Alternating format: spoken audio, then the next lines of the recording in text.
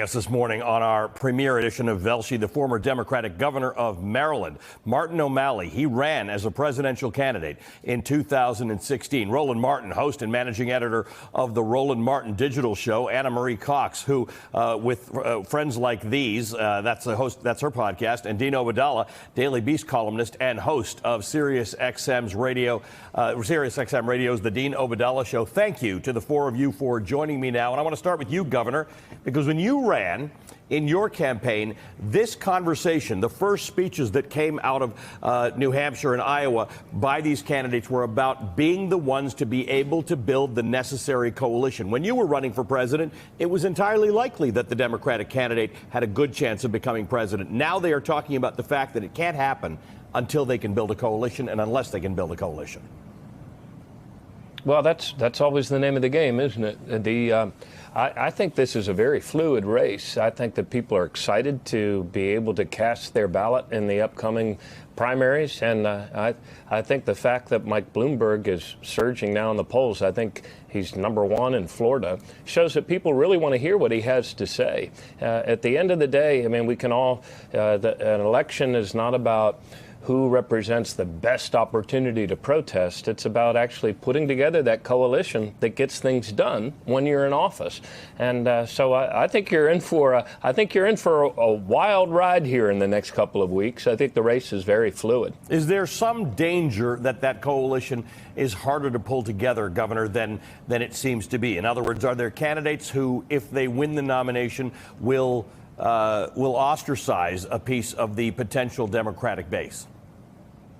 Oh, I believe, yes, it's very hard to put together. I mean, we are a big tent party. We are a party of inclusion.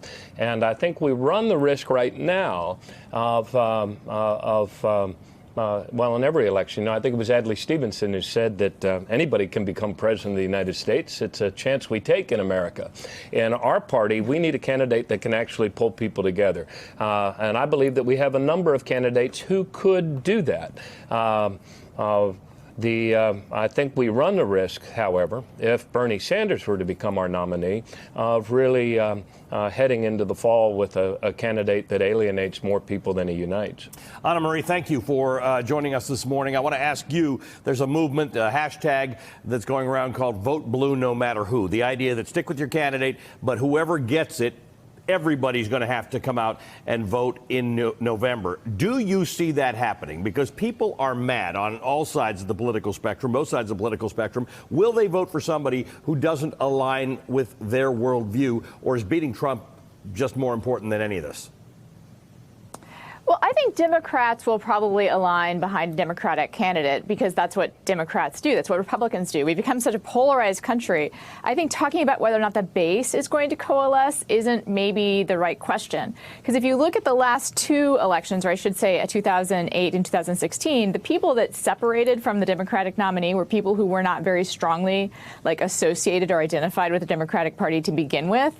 And also, and I want to remind people, it was 25% of the Clinton primary voters that wound up voting for McCain. Yep. Okay? And it was only 6 to 12% of Sanders primary voters who wound up voting for Trump. So as Michael Moore told me last night, we're getting better. Right.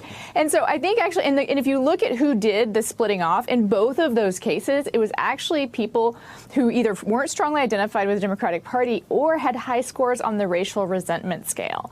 So I think those are people who maybe aren't the Democratic base to begin with.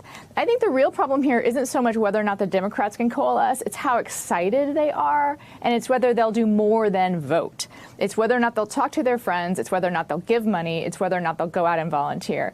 And I think those are the problems you might run into with a candidate that's more divisive. But again, I talk to people, I personally will do all of the gross things that you can think of, walk over broken glass, chew marbles, whatever it is, I want Trump out of office. I think what everyone hopes is it just doesn't come to that. Right. And I do think there are a lot of candidates out there that can probably get people over whatever distaste that they have.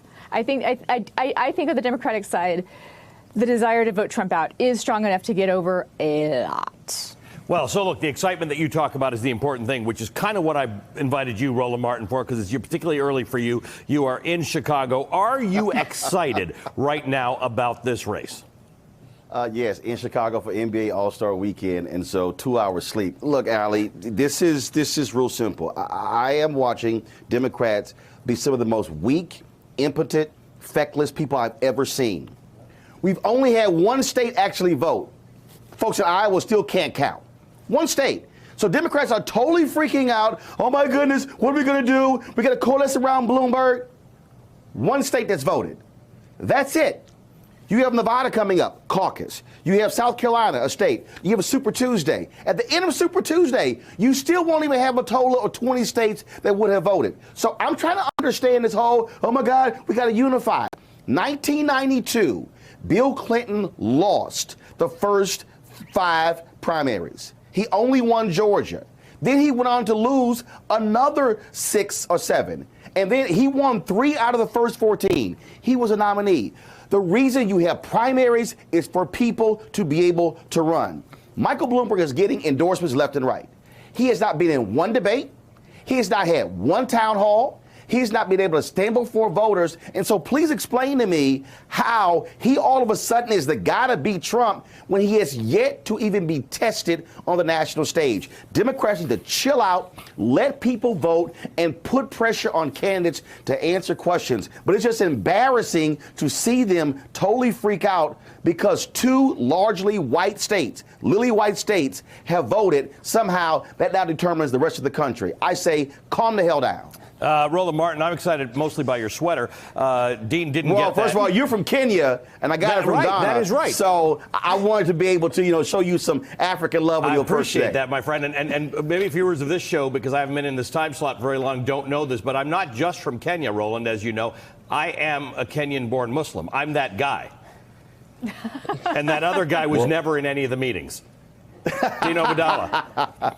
Ali, first of all, congratulations on your new show on Velshi. And when I'm on, since I'm Muslim, can we call this the Muslim Power Hour? That's right. Hashtag Empower. This is why I like it right now. So, look, I have a radio show. I listen to people from around the country every night. I have that privilege. The excitement to beat Donald Trump is something I've never seen. And the infighting now in the Democrats, this is normal. This is what primaries are about. You vet the candidates. You criticize other candidates. Then we unite. We're going to unite.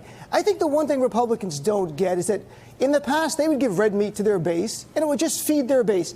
Things have changed, and it reminds me of Newton's third law of motion, that for every action, there's an equal and opposite reaction. The time of Trump, for some reason, when he gives red meat to his base, it doesn't just animate them, it animates us. And they're not used to it, because in the past, we would roll our eyes and say, well, what's going on with these people? Now we hear it, and we take it literally, because we know Trump tries to turn it into policy. So look, we're out there, people are, there is anxiety. Roland's right, there's some panic. The panic is not who is the candidate. The panic is who's the best one to beat Trump. Right. And we go through this, people, it's like cats chasing a laser pointer, like that one, this one, this one. We are going to take our time. We're going to nominate. If it's Bernie Sanders, we're going to unite. This idea that he's inherently divisive because he wants to close income inequality gap, raise minimum wage, make sure I have health care. But Bloomberg isn't a guy who did racial profiling of black and brown people and surveilled Muslims in this country, in my city, in New York City. That sells more than an economic message to help people, to me, is ridiculous. And they'd be doing the same thing if Liz Warren was leading the pack right now. Look, we're going to pick our nominee. We are going to unite. Trump is an existential threat to communities. I don't have the privilege as a Muslim for the perfect candidate, nor does Roland, nor does any community Trump has demonized or attacked. So we're ready for this fight. So Roland's right. Let's calm down. Let's vet the candidates, pressure them, ask the tough questions, and then let's win. That's right.